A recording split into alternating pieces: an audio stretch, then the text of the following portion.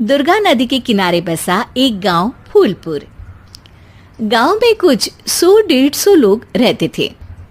अंजलि, जो कि पास ही के जिले में रहती थी और 12वीं पास कर चुकी थी, उसके पिताजी ने बेटी को जल्दी विदा करने के लिए उसकी शादी फूलपुर गांव के मुकेश से करवा दी थी। मुकेश कभी स्कूल नहीं गया था और इस कारण वो पढ़ा लिखा नहीं था और बाकी गांव वालों की हालत भी मुकेश जैसी ही थी। मुकेश के घर में उसके माता पिता भी रहते थे। सासू माँ, मैं बाहर मंदिर तक जा रही हूँ, आधे घंटे में आ जाऊंगी।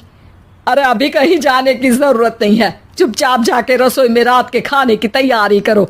और ये घूंघट क्यों हटा लिया है तुमने? क्या पता नहीं कि इस गांव में औरतें बिना घूंघट के नहीं रहती? रात में अंजलि छत पर जाकर अपनी मम्मी से बात कर रही होती है। तभी गांव की 3-4 औरतें उसे देख लेती है और दरवाजे पर आकर उसकी सास से शिकायत करने लगती है। और क्या हुआ? अरे छत पे तो देखो, आपकी बहू मटक मटक के किसी से फोन पर बात कर रही है। दिन भर फोन पे लगी रहती है। अरे कल तो मंदिर के पास वो क्या कहते हैं, सेल्फी ले रही थी। शहर की बहू रखना अच्छा शान की बात है, पर देखना इसके लक्षण से ये तो तुम्हारे परिवार को बदनाम ना कर दे। ये पहली बार नहीं था जब सास से गांव के लोगों ने अंजलि की बुराई या शिकायत नहीं की हो। अब तो ये रोज की बात थी। अंजलि ये सब सुन लेती है। जब वो नीचे जाती है तो मुकेश भी वहां आ जाता है। सास कहती है, बेटा, लोग घर आकर शिकायत करने लगे हैं बहू के कामों की, देख लो। पति हो, संयम से रखो इसे। माँ जी, मैं तो अपनी माँ से बात कर रही थी क्योंकि यहाँ कोई बात करने लायक ही नहीं है और अब मैं माँ के पास ही रहूंगी। वहाँ क्या रहना, वहाँ बाहर के लोग तो ठीक है पर घर के लोग भी इज्जत ना दे सके। अरे नहीं नहीं अंजलि, ऐसा नहीं है, धीरे धीरे सब ठीक हो जाएगा, तुम फिक्र ना करो। अरे बस कुछ बोलना ही नहीं है, सर पे चढ़ा रखा है बहू को। सास मुकेश की नरम बात सुन के वहां से मुंह चढ़ाकर चली जाती है। मैं तो कहती हूँ हम दोनों शहर चले जाते हैं। मैं पढ़ी लिखी हूँ, मुझे वहाँ नौकरी भी मिल जाएगी और थोड़े दिनों में आप भी वहाँ कुछ काम ढूंढ लेना। अरे नहीं नहीं अंजलि, हम यहाँ ना गांव का खेत, माँ पिताजी को छोड़कर शहर नहीं जा सकते। माँ पिताजी को कैसा लगेगा और गांव वाले क्या सोचेंगे?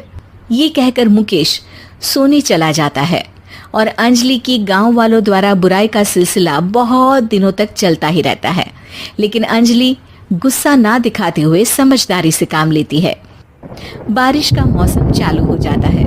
जोरदार बारिश से पूरे गांव में हाहाकार मच जाता है। दुर्गा नदी में बाढ़ आ जाती है और बाढ़ का पानी को इस सब का दोषी ठहरा देते हैं। अरे पूरी फसल तबाह हो गई, पता नहीं किसकी नजर लग गई है।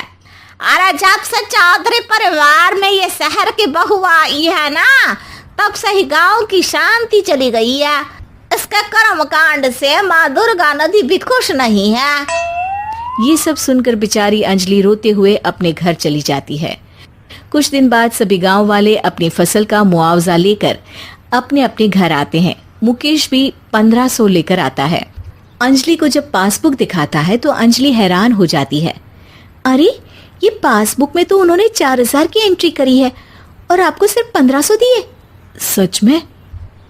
अरे वो सरकारी अफसर आपको बेवकूफ बना रहे हैं। सरकार की तरफ से हमें 4000 मिले हैं लेकिन बाकी का सारा पैसा खुद ही खा रहे हैं। आप लोग के अनपढ़ होने का फायदा उठा रहे हैं। ये सब सुनकर मुकेश परेशान हो जाता है लेकिन अंजलि उसे हिम्मत से काम लेने को कहती है और सुबह होते ही मुकेश को पंचायत कार्यालय ले जाती है और साथ में गांव के और लोगों को भी। आप सरकारी बाबू क्या गांव के लोगों को बेवकूफ समझते हैं? आपको क्या लगता है ये पढ़े लिखे नहीं है तो आप कुछ भी मनमानी करेंगे?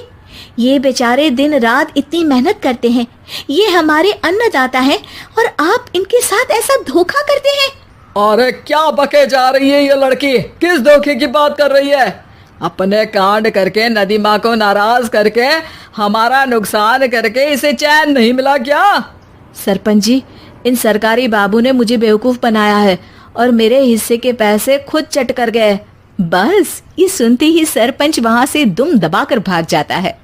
पता चलता है कि जनपद अधिकारियों ने गांव के सरपंच के साथ मिलकर सबके साथ धोखा किया है।